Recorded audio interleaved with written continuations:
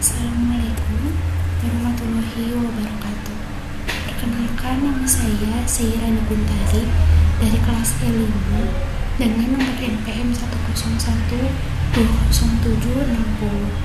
Di sini saya akan mempresentasikan tentang konsep perencanaan tenaga kerja yang bertujuan untuk memenuhi kebutuhan nilai UAS saya pada mata kuliah sumber daya manusia.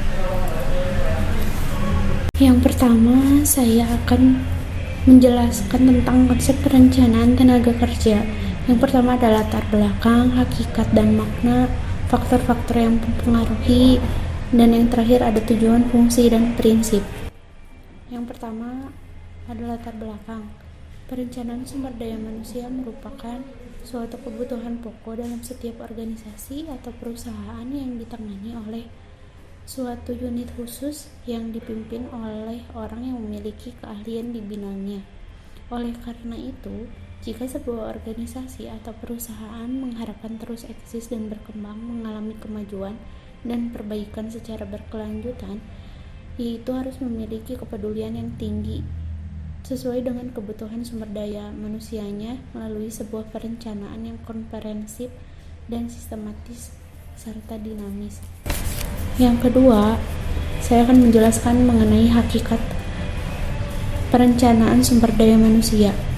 Perencanaan atau bisa disebut dengan sebuah keinginan kuat dari suatu organisasi atau perusahaan untuk memberikan jaminan yang baik dalam jangka pendek ataupun panjang tentang pemenuhan kebutuhan sumber daya manusia secara kualitas atau kuantitas. Ada juga yang disebut dengan hakikat, yaitu sebuah penjaminan tentang sistem pemenuhan kebutuhan sumber daya manusia agar ada kepastian keberlangsungan organisasi atau perusahaan dalam berbagai situasi atau kondisi. Adapun selanjutnya saya akan menjelaskan tentang makna perencanaan sumber daya manusia menurut Erwin Mondi pada tahun 2008 yang merumuskan perencanaan sumber daya manusia atau human planning adalah proses sistematis untuk mencocokkan pasokan karyawan internal dan eksternal dengan lowongan-lowongan pekerjaan yang diperkirakan muncul dalam organisasi sepanjang periode waktu tertentu.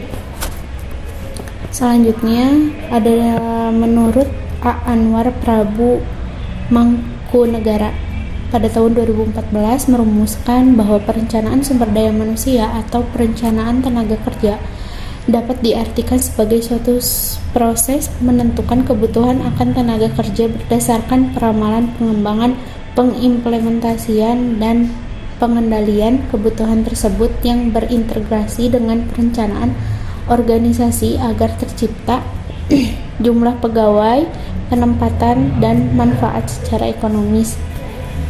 Yang terakhir ada faktor yang mempengaruhi perencanaan sumber daya manusia. Yang pertama adalah faktor internal, adalah faktor yang ada dalam lingkungan organisasi atau perusahaannya sendiri. Yang pertama ada rencana strategi yang merupakan acuan utama bagi sebuah organisasi atau perusahaan dalam menjalankan aktivitas atau bisnisnya. Yang kedua ada kebijakan baru perusahaan organisasi yang lahir, ada perkembangan baru yang perlu diikuti dan dipenuhi yang sebelumnya tidak terprediksi dalam Renstra. Yang ketiga ada pendanaan, merupakan salah satu faktor yang sangat penting dalam perencanaan sumber daya manusia. Yang keempat ada rencana produksi, yang kelima produk baru, dan yang keenam struktur organisasi dan tata kelola struktur organisasi. Adapun faktor eksternalnya adalah faktor yang ada di luar lingkungan organisasi. Yang pertama ada kebijakan pemerintah, sosial budaya, geografis, teknologi, kebijakan luar negeri, lembaga pendidikan atau diklat, pesaing, dan demografi atau dinamika kependudukan. Selanjutnya ada tujuan perencanaan sumber daya manusia.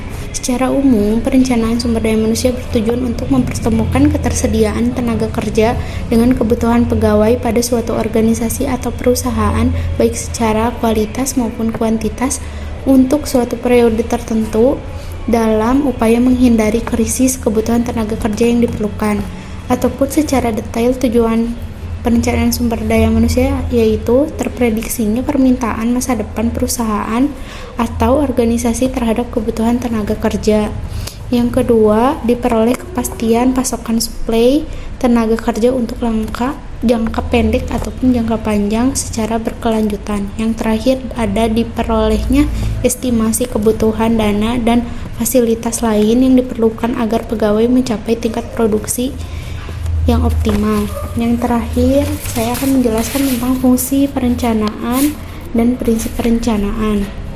Fungsi perencanaan itu sangat penting, yaitu diantaranya sebagai acuan atau pedoman bagi perusahaan melalui departemen, divisi sumber daya manusia dalam manajemen kepegawaian, terutama melakukan rekrutmen atau penyediaan pegawai. Yang kedua, sebagai sumber instrumen atau alat kontrol dalam pengendalian manajemen secara penyediaannya baik kualitas maupun kuantitas. Yang ketiga, sebagai acuan dalam membuat estimasi kebutuhan pendanaan dan fasilitas lain yang terkait dalam kurun waktu tertentu sesuai dengan kebijakan organisasi atau perusahaan. Yang terakhir, ada prinsip perencanaan sumber daya manusia. Yang pertama, ada sistematis dan logis, yaitu mengikuti langkah dan aturan yang lazim dipakai yang disusun sebagai berdasarkan data dan informasi yang valid dan masuk akal, tidak dikira-kira atau direkayasa. Yang kedua, ada komprehensif, harus mencakup berbagai hal yang berkaitan agar cakupannya luas dan menyeluruh. Yang ketiga, ada futuristik untuk antisipasi masa depan dengan mempertimbangkan masa lalu dan masa kini.